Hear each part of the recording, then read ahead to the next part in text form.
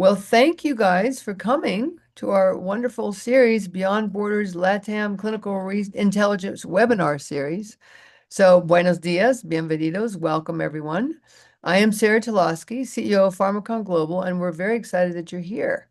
So really, thank you for joining us today. This webinar series is called Beyond Borders LATAM Clinical Intelligence, our ongoing series exploring the shifting landscape of clinical research in Latin America. Pharmacon Global is a strategic partner to small and mid-sized biotechs providing high-touch clinical development, medical strategic consulting, and market access solutions with a specialized focus on emerging markets and diverse populations such as Latin America. So today, we're going to explore why Mexico, in particular, is the new frontier for clinical trials, focusing on one of the most exciting and fast-evolving markets in the region. And you may know that Mexico is one of the fastest growing healthcare markets. It's ranked 11th globally. It has a medical device sector worth about 30 billion and a pharmaceutical market with about 5 billion, and both projected to double within the next 10 years. So that's incredible. But you may or may not know that for many years, Mexico, as our neighbor to the United States, was viewed as the secondary player in global research, recognized for its patient diversity and strong investigator base, but held back by perceptions of complex regulations and slower timelines. And so that narrative has changed. Now, in the past 18 months, we've seen regulatory modernization, ethics committee efficiency, and a growing digital health ecosystem converging to position Mexico as really a very good strategic hub for both early and late phase trials. And so here at Pharmacon Global, we see this evolution at firsthand.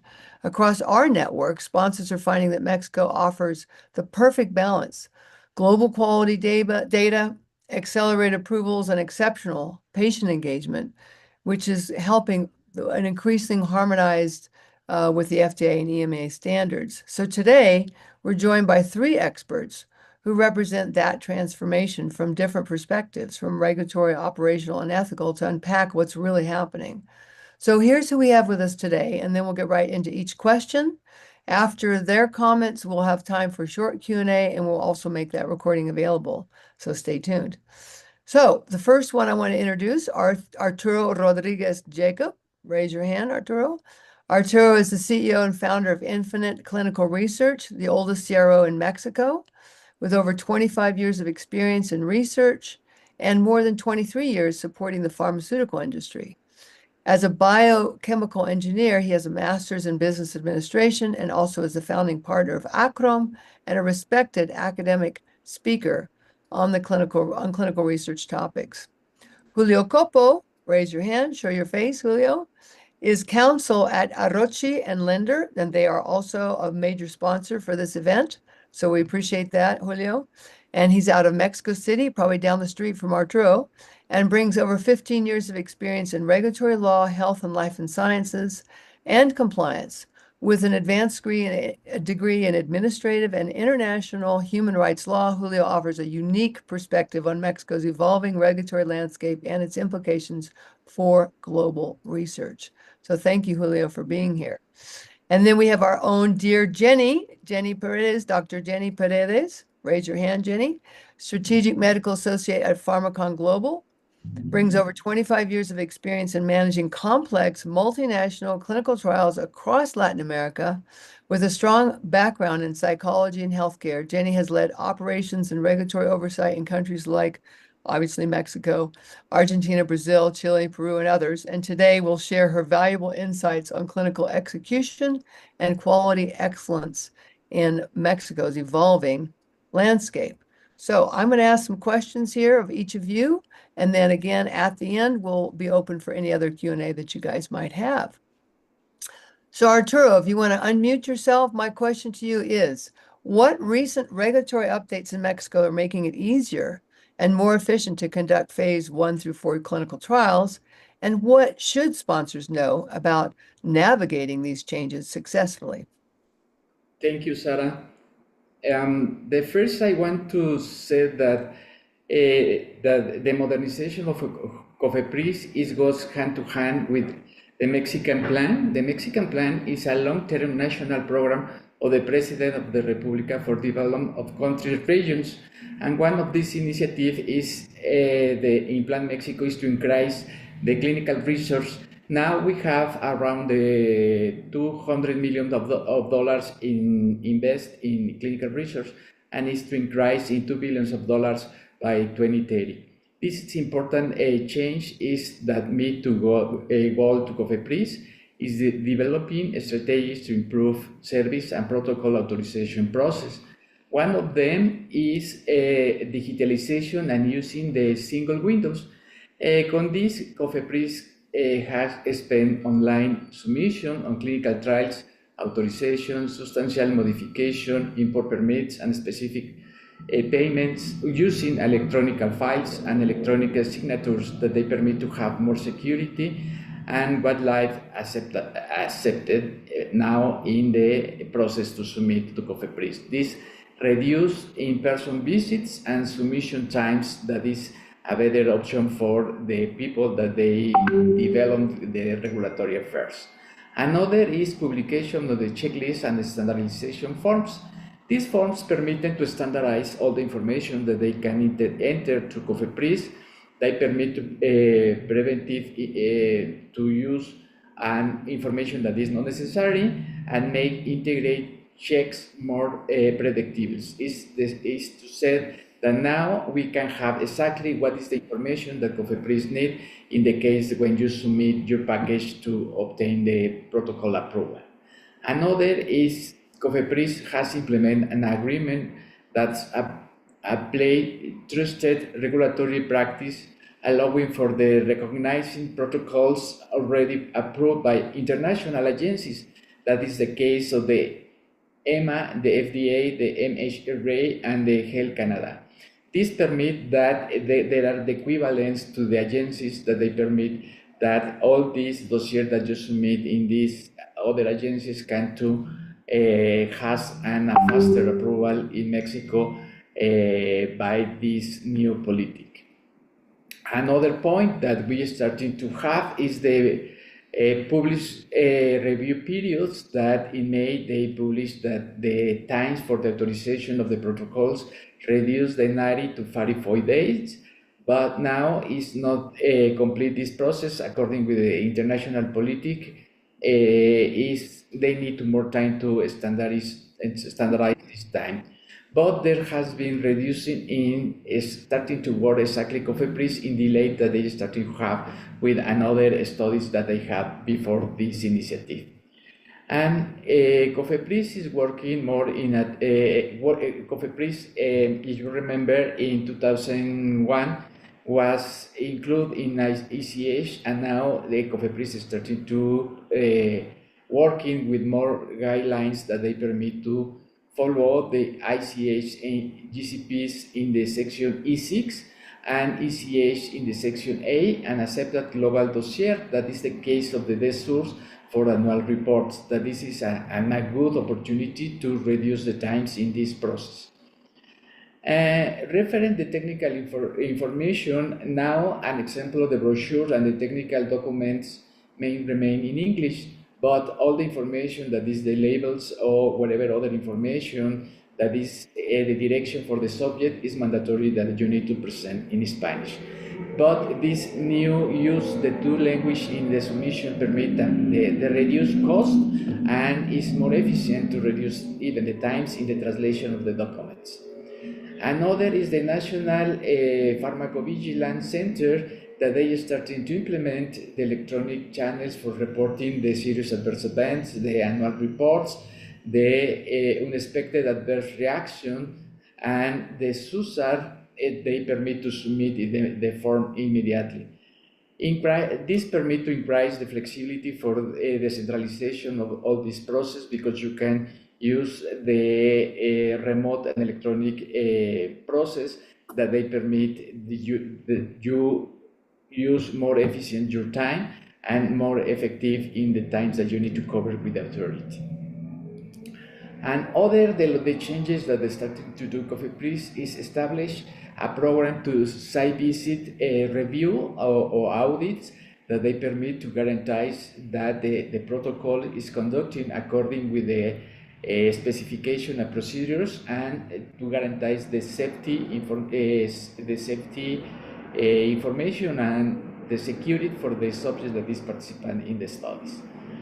Other is we have the norm, the human research, that now is in actualization, that they permit under development proposed. The idea is that they permit to modernize the clinical techniques in the clinical trials, that is the risk-based in monitoring or the electronic consent, the centralization procedures, and use the real-world data for the studies, because in the other process you need to have a specific data, or you can to use all the informed consent is in paper, and all this information is important. That now the digitalization is part of the evolution that the COFEPRIS is starting to do. According with the import and logistic efficacy, we are starting to have a standardization times for the import products that is to clinical trials. Is that now there are a differentiation, the normal importation to these materials, that now the 40 days, the standard time for products for clinical trials is 10 working days. This permits that they reduce, or they have more standard times in this process. Other process is now in the custom office is more common, in principal in the airport of the Mexican City, or the principal points that enter this shipment for clinical trials.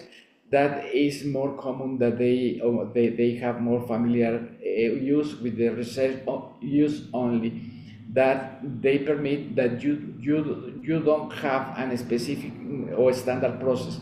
When they read the research use only, is because it's material test directly for clinical trials. This is the points that that COFEPRIS is working. I think is a big effort that they are starting to do for modernize COFEPRIS. They need a big challenge that they need to complete, because in paper is many of these initiatives very well, but now is working to implement and standardization this process in the real life. Great. This is the modification that now starting to do. Okay, super. Arturo, it sounds like there's a lot of changes happening, and I know from our experience it's taken time to kick in. So we're going to move on that subject to Jenny, because Jenny does have a hard stop. So we're going to miss you, or maybe for the questions, but it relates to what Arturo said, and that is, Jenny, how are Mexican ethics committees evolving to support this high quality clinical research, and what strategies can sponsors use to collaborate effectively on these phase 1 through 4 trials? Thanks, Sarah. So, like Arturo just mentioned, quite a few improvements, right, that COFEPRIS has made this year. It actually started last year, but this year I think has been the year where we've had more changes. So what does that mean for ethics committees? Ethics committees now need to bridge the gap and reorganize themselves and their structure and their methodology of approval to meet COFEPRIS new structure, because we're not only talking about the digitalization of approvals. Now, committees also need to provide, specific unique forms, is what we're calling them, to actually meet COFEPRIS review process, right? So what do ethics committees now need? They need to adapt quickly, to what MOH is actually requesting from us, meaning committees, meaning research sites, meaning CROs, meaning sponsors. We all need to adapt quickly to what COFEPRIS is actually now requesting. Arturo actually made a good point. These new requirements came into play May of this year, which means we only have 6 months lead time. That's not enough time to actually trend the improvement throughout that time, right? But yes, ethics committees need to adapt quickly. They need to provide high quality information in those forms, which will allow COFEPRIS to review quicker and will actually allow us to meet those new timelines that COFEPRIS has indicated, right? from initial protocol, 90-day to 45. That's a challenging. We have seen approvals come in within that timeline, but we still do not have enough data to actually trend it. The other thing that ethics committees actually need to do is also keep up to date with the national government requirements, like all our different laws. Because when COFEPRIS changes their criterias, it hits us in the legal front, which I know Julio will probably speak about after me. The other also is ethics committees now have to become more professional, be better trained, in not only international procedures, GCP, ICH, but also everything that's ongoing here locally. And for sponsors, because I don't think we've spoken about that, it's also a good opportunity to start that communication early with ethics committees and sites early on, even before the submission phase, to allow us to move together as one unit, so that when it comes submission to the ethics committees and the regulatory agencies, then we're all better prepared, in case they issue requests for information or any of that. But for now, I do think that this year ethics committees have adapted quickly. We've had to adapt because it's moving very quick on the COFEPRIS front. I do think that next year we'll be in better position to trend the actual timelines that we have been able to fulfill, MOH requirements along the way. Submissions, approvals, requests for information, responses, import, which actually allows us to be better prepared to bring on more studies into the country. Got it. So Jenny, since you have a hard stop, before we go to Julio and get the whole legal perspective, which I so appreciate, and he is a sponsor, so we appreciate that so much. How can our clients, our sponsors proactively engage with these committees to streamline these approvals? And you mentioned that there's the trending is coming, but is there any way we can enhance this process now, or are we just going to see that next year? What's your opinion? I think there's really good things that sponsors can actually do. Like I just mentioned, start that communication early on. It's not just the communication with your assigned CRO. It's the communication with your ethics committees early on with the sites that are being selected. There has to be communication early on so that throughout the planning phase of the startup, then sponsors are able to get the information as clean and as, with good quality from the very get-go. The other is to build relationships. Sponsors don't actually build those relationships here locally. They always go through a local CRO, but it would be good to engage that, with maybe offering non-promotional trainings, from the sponsors to the different ethics committees and the sites on different therapeutic advances, on maybe, upfront GCP or European agency updates that are coming on, in their landscape where they're currently at, to be able to start communicating and facilitating that building relationship platform is very positive. And the other for sponsors is important to also know and reinforce the ethical culture here in Mexico. That piece is so important. It's not the same thing carrying out a study in the US or in Europe. When you speak to Mexico or Latin America sites, there's an ethical and cultural component. So understanding that piece is very important. And, just keep in contact with your ethics and your research sites and your CROs. We can't always just leave everything to the CRO that we hire here locally. We have to build those relationships.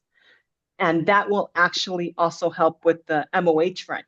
If we're attending congresses here locally, that actually helps us, people are aware that we actually exist from a sponsor's point of view. Yeah, that's great. No, that's super. And I think your point about the cultural aspect needs to really be emphasized and the ethics are super high in Latin America, and people maybe just don't know that. And so thank you, Jenny, for that information. And that takes us to Julio. So Julio, we appreciate you being here.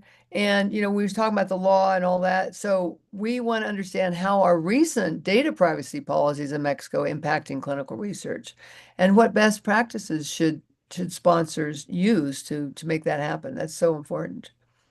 Thank you, Sarah. I'm very glad to be here. It's good to have this conversation with you all. I think what it's important to keep in mind is that we just had a change of our data privacy law in March 2025, which has a significant impact on clinical research.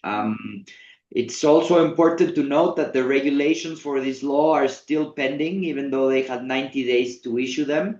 But we will talk about certain changes in government that I think are interesting to keep in mind from a data protection perspective. But the first thing I'd like to say is, I think I would focus on this new law frames a shift in regulatory structure with increased emphasis pertaining to explicit consent, no? Explicit consent. As you know, health information, or as you may know, health information under our law is considered as sensitive information, as it is in other jurisdictions. So this means that the requirements for informed consent are heightened. You need to you need to have a very detailed privacy notice provided to the patient. The notice must clearly focus on the identity and address of who will be collecting the data, the site, the sponsor, what the specific purposes of the data processing will be, any distinctions between necessary and voluntary purposes. And our law also contemplates which we call ARCO rights, right? ARCO in Spanish means bow, but it's an acronym for access, rectification, cancellation, and opposition. So there are, of course, certain exemptions for clinical research and clinical trials, particularly pertaining to cancellation or opposition when it can compromise the trial's scientific integrity. But generally speaking, sponsors must have mechanisms in place to process any request from the patient pertaining to access, rectification, cancellation, and opposition of their data, no?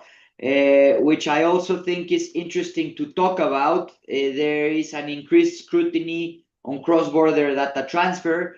As you probably know, clinical trials tend to be are inherently cross-border ever more now. So it's usually that we see that data needs to be transferred from the Mexican side to a global sponsor who will be the controller in any other jurisdiction around the world. So our data protection law requires that the data controller informs the patient and secures explicit consent for any data transfer to national or foreign third parties, particularly because health data, as I said, is sensitive personal data.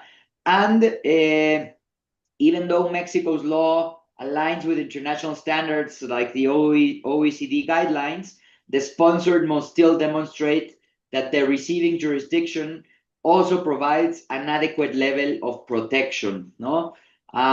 In terms of best practices, I think good strategies include data flow mapping and de-identification, making sure that every point of collection is well documented and is traceable from the Mexican side to the final database. And it's also very important that data is de-identified, pseudonymized, anonymized. I don't know what the correct term would be, but basically make sure that all data is anonymized to avoid the risk or minimize the risk of non-essential transfers. And a robust consent and privacy notice, as I was mentioning, complement this with standard contractual clauses, make sure that local institutions and CROs are or have in place a good agreement with whomever is sponsoring the trial, ensuring that there's a specific data protection officer or that there is someone equivalent within the local institution, and also be sure that you have standard operating procedures specifically pertaining to patient requests to access, rectify, or cancel their data. No, so I think this is sort of the way we're framing it now from the perspective of data protection.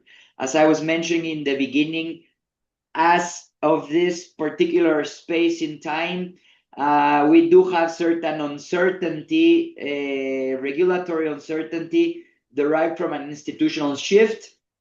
Where National Institute for Transparency and Access to Information, which was a former independent regulator, has been dissolved, and the functions have been reassigned to a Ministry of Government, Anti-Corruption and Transparency Ministry of Government, which has created a certain period of institutional uncertainty.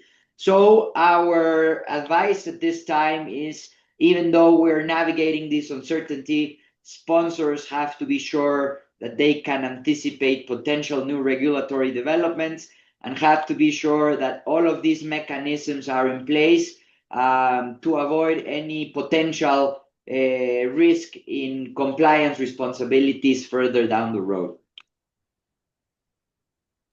Well, that was a lot of great information, and it's exciting to at least hear that the data protection is really high in Mexico, as it is in all the countries in Latin America, but it sounds like things are changing as well, hopefully for the good. So I wanted to thank you, three speakers. I know Jenny had to drop off for a hard stop, and just open up the group here. Just go off mute and ask your questions if you have one. If not, we've got some sort of lined up. So go ahead. Who would like to ask a question?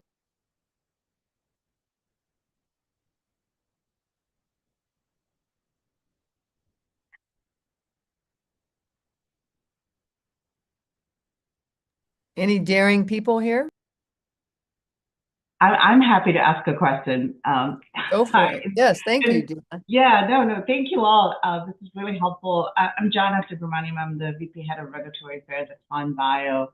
We're a small biotech company based out of Boston area. And I mentioned to Samantha earlier that I have done trials in Mexico before, but we were reluctant to continue on because of all the restrictions and the timeline and the delay. So it's actually very encouraging to hear that timeline has been reduced, at least based on COFEPRIS's new guidance. I think the only question, and it may be just because I don't remember it, could Arturo, could you tell me if in Mexico, do we do both the MOH and the EC submission together, or is it MOH first and then EC later? I couldn't remember. So because I remember when Julie said the ethics committees have to come in line with the MOH, I didn't know where that disconnect was happening. That's why I was curious. Yes, in Mexico it's sequential, the submission. The first is the ethical committees. When you obtain the approval, this information is submitted to MOH. Got it. So if it's going to the ethics committee first, the total timeline has now been reduced to 45 days for both. Is that what you were getting at?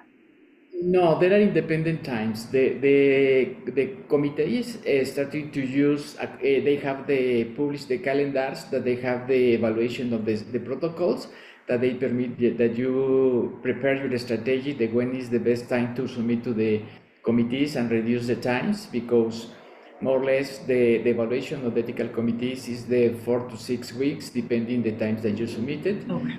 Plus 40 days that the COFEPRIS is starting to publish, but now the real time is a little more. Okay, thank you. That's helpful. Thank you. All right, great question. Thank you so much, Jana. And from Faris, he said there's a bit of background there. So his or her Faris, that's a female name, right? I think. So any updates or new regulation regarding compassionate use maybe that's for you, Julio, and how data can be gathered from that assist in the clinical trials. I know that's been a bit of an issue. We talked about this earlier in rare diseases, that the compassionate use goes on for a long time because we're trying hard to get these products approved by the government. You have a comment on that, Julio? Sure. Thank you very much for the question. I think it's very relevant. I would like to start just by pointing out that what we refer to as compassionate use, uso compasivo, is much more focused towards treatment pathway rather than a research pathway, no? So there's unfortunately not a lot of development from the perspective of research at this time. However, I mean, it's something that we do see in clinical trials. It's I would say more as a best practice rather than something specifically required by law. Pertaining to data gathered, how can compassionate use data assist clinical trials? I would say it's not a substitute, no, but it does help in providing a real world evidence experience from patients. I think also compassionate use is also often involved with patients who have a higher risk or patients who are have comorbidities who would otherwise be excluded from other standard clinical trials. So I think this data from a high-risk group could provide interesting insights. I think it's still something, as I said, unfortunately, not a lot has developed from its original, the way it was originally framed, compassionate use in our general health law. It hasn't been updated. But we do see it more as part of clinical trials, simply as a decision from people who are carrying out, or from the sponsors of the studies, no?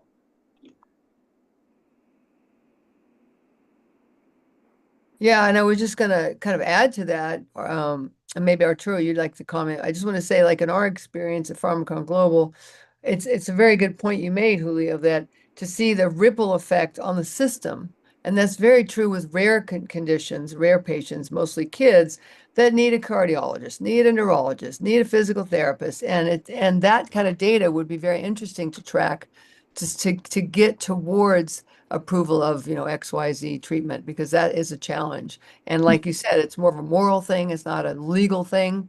But most of the people that we've worked with do the compassionate use after the clinical trial for the purpose of the patient, for the good of the patient.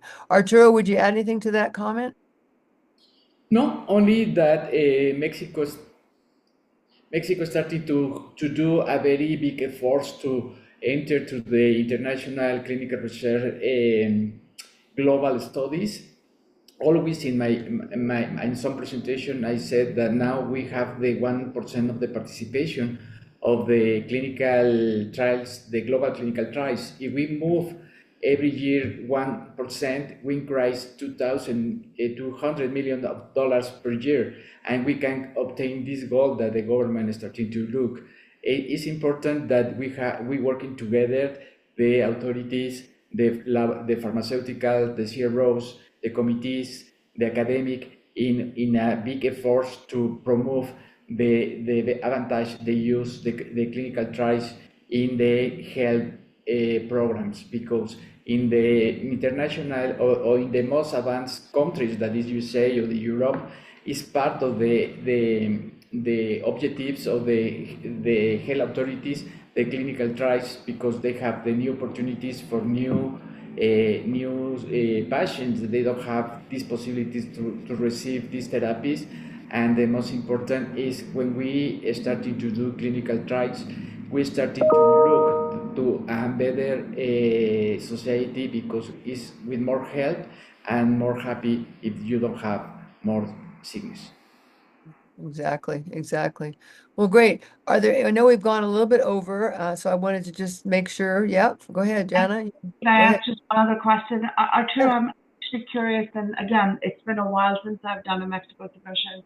Could you remind me from a CMC perspective, is an IMPD sufficient, or is there some additional information that COFEPRIS now wants based on where things are for regulatory?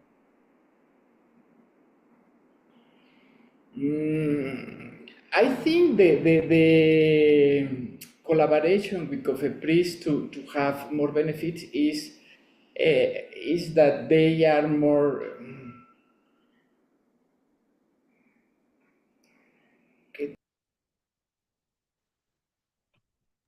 You went on mute. I think Bueno, the idea de COFEPRIS is that if there are many plans to embrace these possibilities to have more challenge in the protocol approvals, and now this plan permit that all these initiatives has more help to the community because they facilitate the information for registers and for the new drugs in the market. Was not clear to me if it is the question or you have I need to clarify. No. It was more curiosity, that's all, because I know the different Latin American, Brazil requires an IMPD now. Back in the old days, Brazil had other forms that they would use, but Brazil is one of the few countries that requires the IMPD. So I didn't know if Mexico also has that requirement or if it's much more lenient. That was just more curiosity for me. Okay. Great. And I mean, maybe it's a general question. How much, and it's for all three of you, how much of the information when you are wanting to conduct a clinical trial, can you use in English, and how much must be translated? Because I know that's come up in many of our discussions with clients. Anybody can answer that question, Jenny or Arturo, Julio.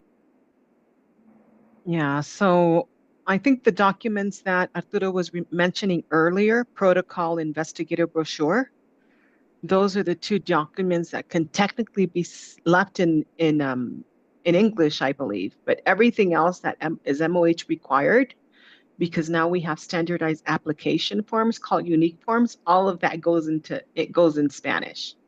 Okay. Yeah. So there's a lot of translation is what I hear. Go ahead, Julio. I would also add that everything related to data protection, and particularly everything pertaining to patients and everything related to participants in the trials, will need to be translated into Spanish, and we'll also have to be locally mindful, no, particularly pertaining to specific patients, no. So that's in addition to what Jenny's pointing out. I think also from the perspective of data protection, it's also important to have things in Spanish.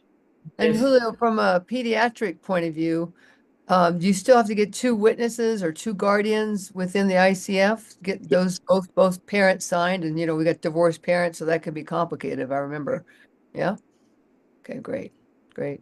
Any other questions here in this group? Really been a very lively discussion. We appreciate it. And I know we went over, so I don't want to leave any stone unturned. No? Okay. This was really helpful. Thank you very much. Sure. Well, again, we think we're not just catching up. Mexico's leapfrogging. We're seeing faster approvals for sponsors. It's more opportunities. And at Pharmakon Global, we are partnering with all these partners here to leverage local expertise. So we really hope it sparked your interest. Feel free to reach out to us and stay tuned for our next Beyond Borders series. And we'll see you very much in the near future. Thank you. Bye-bye. Thank you. Thank you. Bye for now.